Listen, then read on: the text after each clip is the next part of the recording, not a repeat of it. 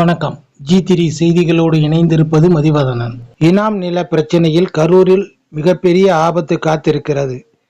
தமிழக விவசாயிகள் பாதுகாப்பு சங்க நிறுவனர் தலைவர் வழக்கறிஞர் ஈசன் முருகசாமி செய்தியாளர்களுக்கு பேட்டியளித்துள்ளார். இனி விரிவான செய்திகள். கரூர் ஜவஹர் பஜார் பகுதியில் உள்ள தனியார் கூட்டரங்கில் தமிழக விவசாயிகள் பாதுகாப்பு சங்கம் இனாம் நிலம் விவசாயிகள் வீட்டுமனை உரிமையாளர்கள் குத்தகைதாரர்கள் இயக்கத்தின் மாநில தலைவர் சண்முக சுந்தரம் தலைமையில் ஆலோசனை கூட்டம் நடைபெற்றது. கூட்டத்தின் நிறைவாக தமிழக விவசாயிகள் பாதுகாப்பு சங்க நிறுவன தலைவர் வழக்கறிஞர் ஈசன் முருகசாமி செய்தியாளர்களை சந்தித்தார். அதாவது தெளிவா அரசாங்கத்தோட முடிவை சொல்லி வச்சிருக்கிறாங்க.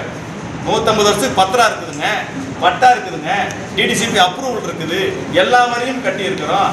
இத்தனை இருந்தும் இனாம் ஒழிப்புல மக்களுக்கு பட்டா வழங்கப்பட்ட நிலத்தை கூட ஜீரோ வேல்யூ பண்ணா அரசு இதை கவனிக்காமல் இருந்தால் இவங்களை கேட்டா இவங்களுக்கு என்ன பிரச்சனை? எந்த நோட்டீஸ் வேணா வரலாமா திமுகவுக்கு? இந்த தமிழக விவசாயிகள் பாதுகாப்பு சங்கம் இந்த பச்சை கலர் நோட்டீஸ் மட்டும் வெங்கமேட்டுக்கு வரக்கூடாதா, வெண்ணமலைக்கு வரக்கூடாது, என்னையா பண்ணிடுவீங்க நீங்க? நான் கேட்கிறேன், திமுக நேரடியா ஒரு மேடை போட்டு எங்களோட விவாதிக்க தயாரா? ஐயா அமைச்சர் செந்தில் பாலாஜி வரட்டும், இல்ல அவர் தம்பி அசோக் வரட்டும், இல்ல ஆசி தியாகராஜன் வரட்டும், வர சொல்லுங்க, நாங்க ரெடி.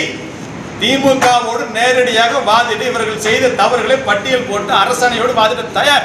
2021 தேர்தலில் 505 வாக்குறுதிகள் விவசாயிகளுக்கு கொடுத்துட்டு பொதுமக்களுக்கு கொடுத்துட்டு 83 வாக்குறுதிகள் விவசாயிகளுக்கு மட்டுமே இருக்கு. அது 10 மட்டும் நிறைவேற்றிட்டு 73 நிறைவேற்றவில்லை. நீங்க விவசாயிகளை ஏமாத்தி ஓட்ட வாங்குவீங்க, ஆட்சியை பிடிச்சிப்பீங்க, கொள்ளையடிப்பீங்க, சம்பாதிப்பீங்க. அப்ப நாங்க கேட்க கூடாதா? வரி கட்டுறது நானே. இந்த நாட்டு மக்களுக்கு கஷ்டமோ நஷ்டமோ புயலோ மழையோ சோறு போடுறது விவசாயிகள் போடுறோம். இந்த மக்களுக்கு போராடுவதையும் தமிழக விவசாயிகள் பாதுகாப்பு சங்கம் தரமா செய்யும். கரூருக்கு மிகப்பெரிய ஆபத்து இருக்கு. இந்த ஆபத்துக்கு நாம் எல்லோரும் சேர்ந்து தீர்வு காண வேண்டிய இடத்துல இருக்கிறோம். அதனாலதான் சட்ட திருத்தம் வேணும், சட்ட திருத்தம் வேணும், கத்துறோம். இது மட்டும் நடக்காட்டி கரூர் அடுத்து என்ன நடக்கும் தெரியுங்களா? எல்லாருக்கும் ஒரு திருவோட தான் வாங்கி கொடுக்கணும். இப்படி சட்டி எடுக்க வச்சிருவாங்க விவசாயில, பொதுமக்கள் பிச்சை எடுக்க வச்சிருவாங்க. இதுதான் இங்க நடக்கும். இவங்க வந்து அண்டா குண்டா கொடுக்க வேண்டாம், கொலுசு கொடுக்க வேண்டாம், கம்மல் கொடுக்க வேண்டாம், சிமிக்கி கொடுக்க வேண்டாம். அதுக்கு பதில் என்ன பண்றாங்க? நிரந்தரம் ஒரு திருவோட வாங்கி கொடுத்துட்டாங்கன்னா பிச்சை எடுத்து பொழைச்சுக்கலாம்.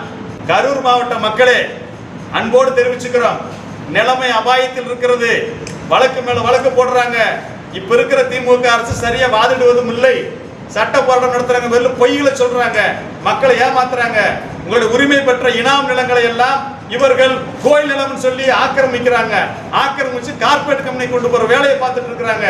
திமுக முதல்வர் அவர்கள் இதை சாதனையாக கொண்டாடுகிறார்.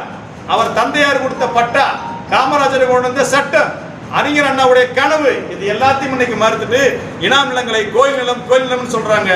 எனவே கரூர் மாவட்ட மக்களே, நீங்கள் அனைவரும், இவங்களுக்கு எவ்வளவு சொன்னாலும் புரியாது, உண்மை சொன்னா புரியாது, ஆர்வச்சு அடிப்பாங்க. நாங்க விவசாய சங்கத்தின் சார்ந்த ஒரு கூட்டத்தை போட்டு நோட்டீஸ் எடுத்துட்டு மக்களை சந்திக்க போனா பெண்கள் பாராம அடிக்கிறாங்க, வயசான பாராம அடிக்கிறாங்க, திமுக கூட்டம் சுத்தி நின்று தாக்குறாங்க. நோட்டீஸை கொடுத்துருவியா நீ? தண்ணியை போட்டு அவ்வளவு வராச்சகம். இதுதான் சொல்றான். கேட்டா வேலுச்சாமிபுரத்தில் நடந்த மாதிரி நடத்துற கூட்டத்தை நடத்திருக்கேன்னு மிரட்டல் வேற. யோசிச்சு பாருங்க எவ்வளவு பெரிய அநியாயம். ஆக ஒட்டுமொத்தமாக இந்த இனாம் நில பிரச்சனையில திமுக மோசமாக நடந்து கொள்கிறது. எல்லாம் இங்க இருக்கிற தமிழ்நாடு காவல்துறை இல்லை, தேர்தல் ஆணையம் இல்லை, செய்திகளுக்காக கரூர் மாவட்ட செய்தியாளர் காவல்துறை தான் இருக்கிறது, திமுக வருவாய்த்துறை தான் இருக்கிறது. இந்த பிரச்சனை ஒட்டுமொத்தமா இவர்கள் கூண்டோடு மாற்றப்பட்டால்தான் கரூர்ல ஜனநாயகம் தலைக்கு காப்பாற்ற